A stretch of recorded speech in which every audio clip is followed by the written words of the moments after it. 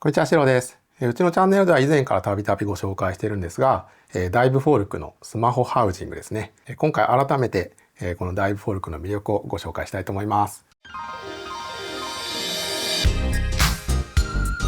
はい、うちのチャンネルではね、以前からこんな感じでいろいろご紹介してるんですが、今回ね、このドピンクのこのギャルピンクみたいな色のダイブフォルクをゲットしたので、これの紹介がてらね、今までちょびちょび紹介してたレンズとか周辺機器をね改めてご紹介するのと、あとはね水中での作例とか、こんな使い方もできるよっていうことを改めてご紹介したいと思います。でこちらが僕が今までずっと使っている、今も使ってるんですけど、C-Touch4Max ですね。もう旧モデルになっちゃって、今はこっちの C-Touch4Max Plus っていうモデルになってます。これに iPhone13 Pro を入れて撮影してますね。この普通の MAX と MAX プラス何が違うかっていうと、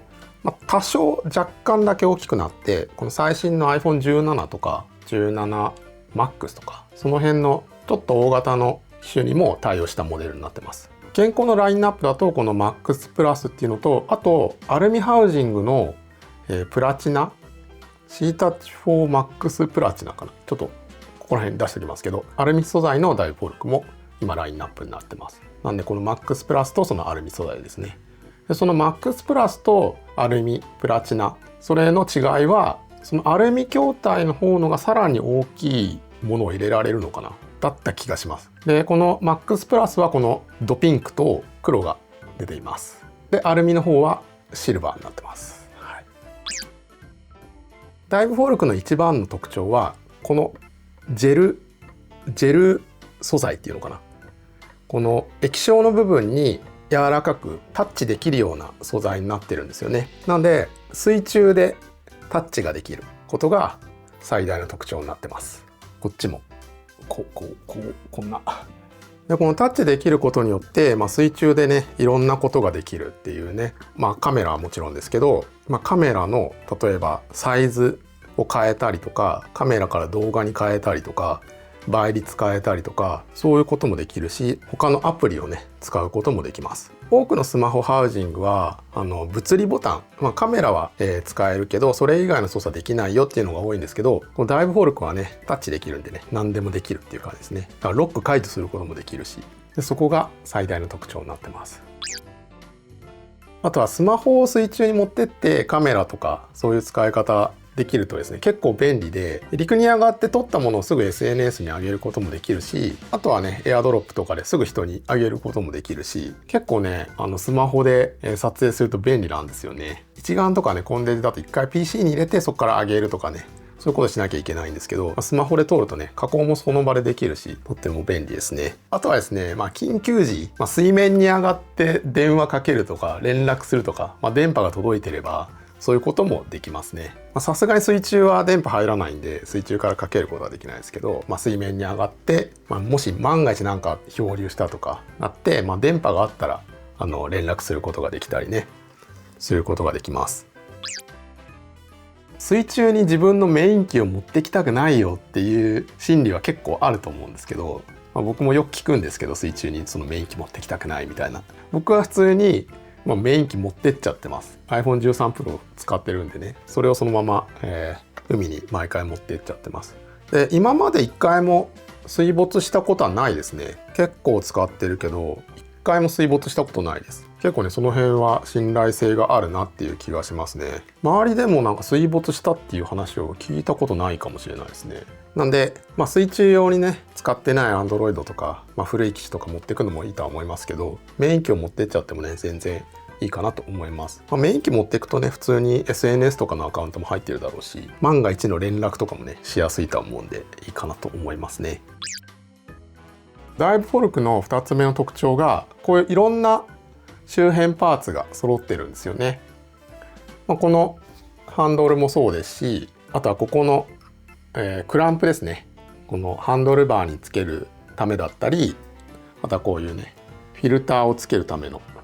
こういうクランプですね。でこれがあることによってこの赤色フィルターとか、あとはワイドレンズだったり、これマクロレンズもねあって、でここの径がですね一般的な 67mm 径になってるんで、赤色フィルターとかこういうワイドレンズとかね、なんだったらダイブフォルク以外にも付けられるみたいなね、汎用的なパーツになってます。でこの周辺パーツもですね結構いろいろ改良されてきて、この赤色フィルターなんて前は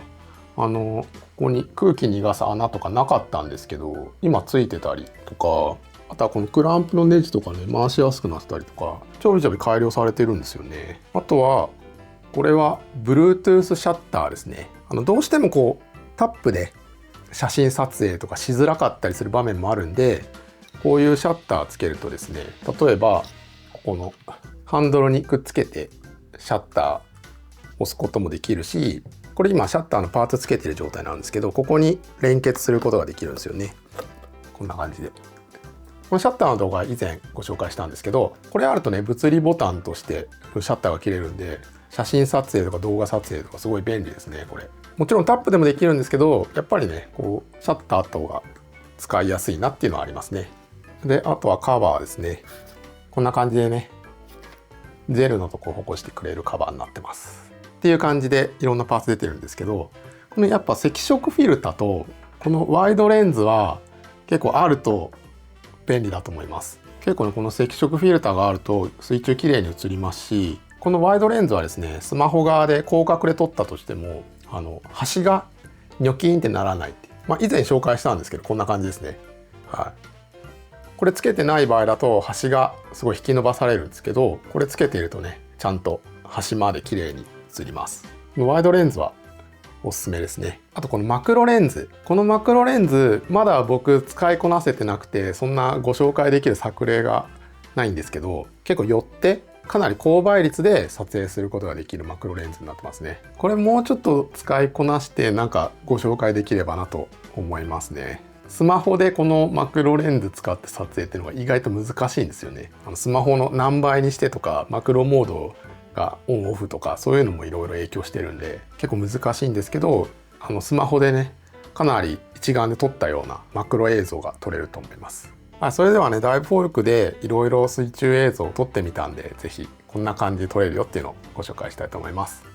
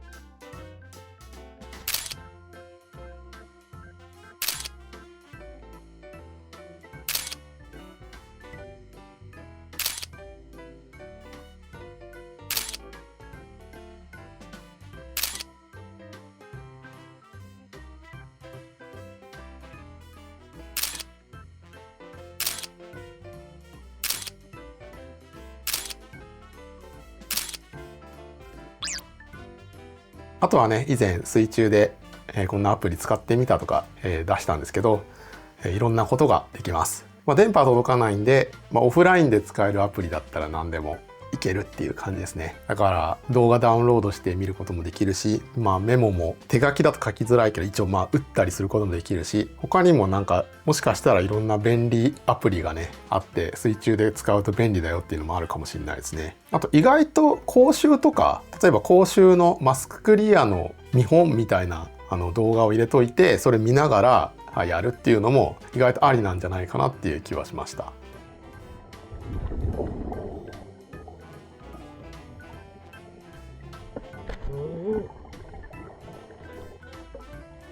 ゼ